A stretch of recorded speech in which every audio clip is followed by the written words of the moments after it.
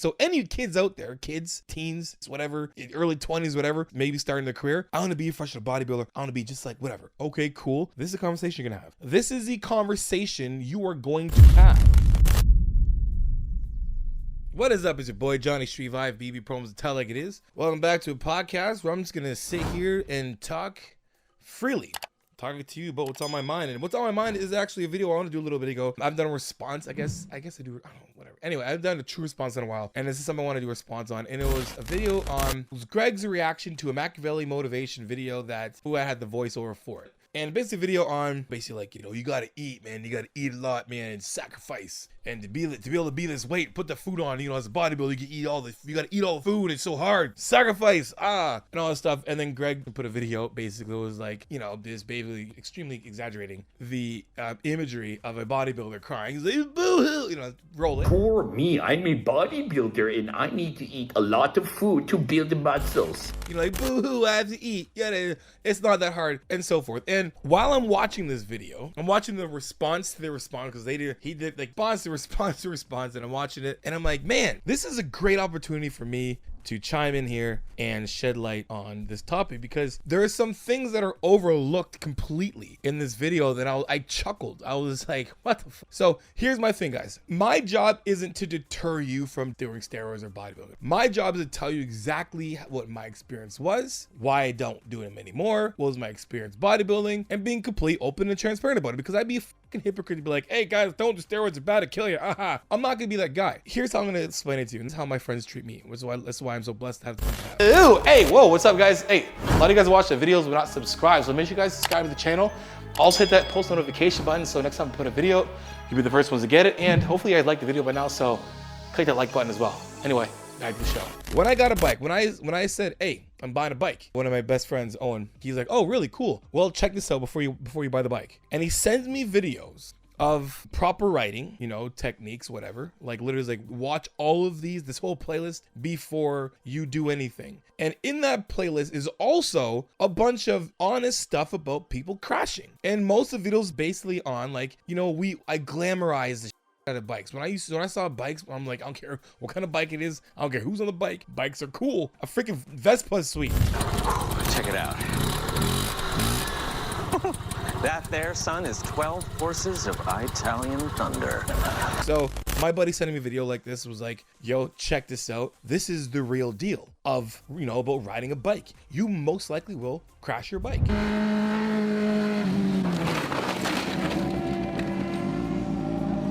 Probably could. Oh, you know, when you're in a car, the meat's on the inside. When you're in a bike, meat's on the outside. All these things he's telling me not to deter me from riding a bike, because he rides a bike himself, but to give me all of the help and warnings a true friend should give somebody that they care about before they take on something that can be extremely freaking dangerous. So that's how I approach this when I see these kind of videos. Because for me, like, it's funny things before we get started. One of the athletes was basically like, we're talking, friend of mine, athlete, Trevor. You guys see me coach him. And I told him I was getting a bike, and I got a bike, whatever. Being the guy, being like, hey man, be smart, don't kill yourself, because he had a bike too. And I'm like, you know what? I'm gonna look up to see how many people died riding motorcycles. And alarming, death was way lower than bodybuilding. When it sums it all up, it's actually more dangerous bodybuilding. Anyway, so when I give you guys this video, it's because I care, and I'm like, hey, if you want to jump into bodybuilding, you want to get on the stage and you want to pursue this, you know, extreme pageantry, I used to call it a sport, whatever, who cares? If you want to go into it, I'm gonna have to tell you exactly what's up. So anyway, this video goes on, and this video is pretty funny because we're hearing them talk about, like, you know, Greg's basically like, you know, mocking, like, you know, like even Nick Trigilli did a video too, Trigilli did a video, and it's basically like, yo, eating isn't hard, like to Fuad, eating isn't like, it's not, to some people it's hard, to some people it's not. To Greg, it's not. You know, to be able to eat, it's no, to compare eating to dieting, obviously dieting is a lot harder than eating. So I like, well, let me chime in, because, you know, some people are like, well, you're Greg's buddy, you're just gonna take Greg's side or whatever. And I'm gonna give you the complete honest truth. I was coached by Matt Jansen before, and I was coached by Neil Hill, and when I was with Matt Jansen, we had to put on more size. At the end of my coaching with Neil, we were competing all the time. And with Matt, I had to put on some size. And that was the goal. I need to put some size on. I'm open division bodybuilder, I gotta put some size on. And off season for for me, my first true off season of properly eating and doing the whole off season thing, I'm talking like taking an off season to put on muscle and not just compete, because all I used to do was just compete. There's no putting on anything. I put on muscle naturally from competing, and then, you know, rebounding from the show, competing, rebounds from the show. But for me, like, the hardest part for me was after the show not eating, because I'd be hungry and then I'd eat enough and then I'd be way too full before I was already satisfied. So that was annoying. But by the time my body was able to, you know, normalize and I can eat food and eat the way I should, it was challenging as F to me. I did not like it. I didn't like eating at all. It was hard for me. I'm one of those guys that was hard for me to eat. Now I can put on fat pretty easily. And when it comes to eating, you know, comparing bulking or eating compared to dieting for a show, yes, eating is way easier. And, you know, it's not that hard in comparison at all. But I can see where guys like Fuad, James, Ian, Nick, I can see all those guys understanding what it's like. So I'm listening to conversations from them.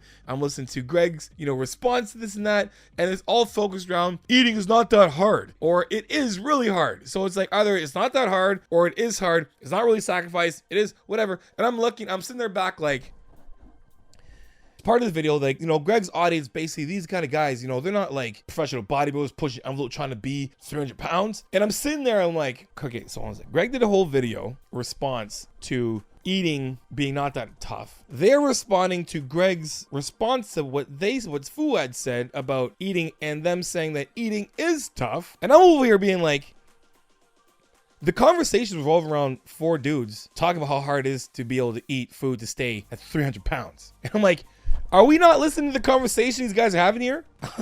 I'm like, first of all, we got 4 people here, bodybuilders, who are talking about their perspective in how hard it is to eat, to sustain, maintain, or build in a 300-pound body, okay? 300-pound body. I can see how tough that would be to push it to get that big. Like, you got to eat, like, and then, you know, then there's Greg talking about, like, how easy it is, whatever. And I'm like, wait a minute here. Last time I checked, being 300 pounds with muscle or with fat isn't good regardless. It's not a good thing for your heart. And I'm like, there's a bigger lesson here to learn, rather than being like, who's right, who's wrong about how hard eating is or hard or whatnot, or how easy eating is or whatever. There's a better, bigger lesson for this whole thing, and that is this. Hey guys, just so you didn't know, a lot of things we'll talk about, I actually break down even further in my free training series that you can find in the description below. I go over the most common mistakes that people are doing today, right now in the gym. So guys, hit the description below and get part of that free training series.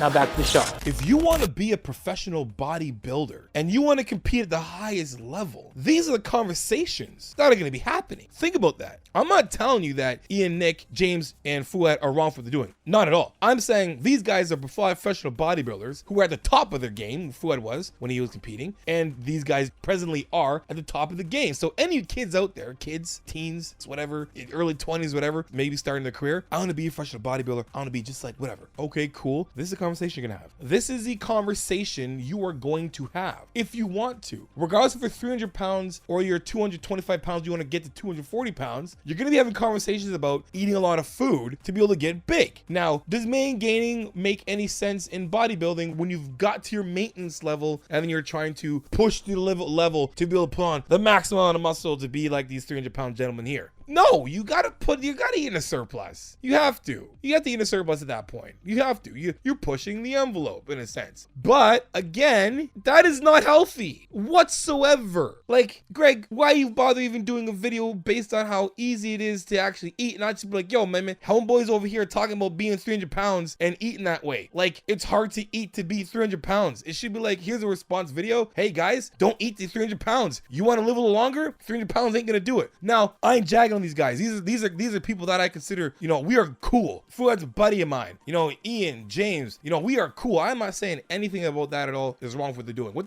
they're doing. I'm just saying, just like my buddy saying to me, before you step on a bike, this is the conversations you will be having. You might crash your bike. You might get hit by somebody else. You might just be driving perfectly fine and hit a speed bump or a pothole and go head over the freaking handlebars. You might just get a little bit of ego and crash your shit. These are the things that are possibly going to happen in this realm of this world of being on a freaking crotch rocket. So these are the conversations that you probably will be having if you want to become a professional bodybuilder. And if you're 212, if you're a 212 guy and you're 180 pounds and you keep getting beat by a guy who's 212 pounds, who's 230, dieting down to 212, and you got to get your butt up to 212, and you're used to being 180 pounds your whole life, or if you're Sean Clarida, eating food's probably hard. I'm just saying. Now, I can say all this in the end, that ain't nobody is a hero and nobody's going to war. I used to say all the time, trust me, I'm not being hypocrite, I'm just saying what I used to be like, hey, sacrifice. I gotta put away, I gotta sacrifice my life for this. Eating is hard.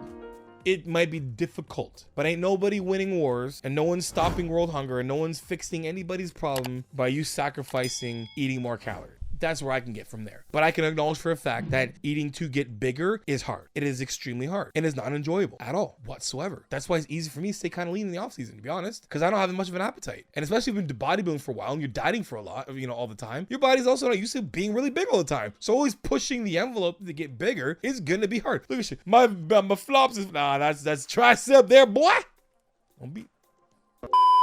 So that's what I'm saying. I had to chime in on this and kind of shed a little light to part of the conversation that people are not really focusing on. And that is gentlemen talking about the difficulties of eating the calories they got to eat to be able to be 300 pounds. So they can be on stage at 250, 260, maybe 270. I don't know. There's a lot of things in a lot of sports that are not healthy, but to be totally transparent and honest, that, my audience, is extreme to the wazoo. I don't want to be 300 pounds. I've been 270 once. So when I'm talking about the weight I was at 270. Did not like it. Did not enjoy it at all. Couldn't do anything. And looking at it now, I'm like, man, I missed on a lot of stuff that I couldn't do. I don't regret it because what I was doing, I was listening. You cannot regret things in your life because when you were doing them, you were enjoying it. Remember that quote. You cannot regret things in your life because while you're doing those things, you were enjoying it. I don't regret eating the way I did to achieve the goal I was trying to achieve at all. I'm just saying it wasn't that enjoyable. It wasn't. The process, eating and then the gym and the pump, that stuff's fun, awesome,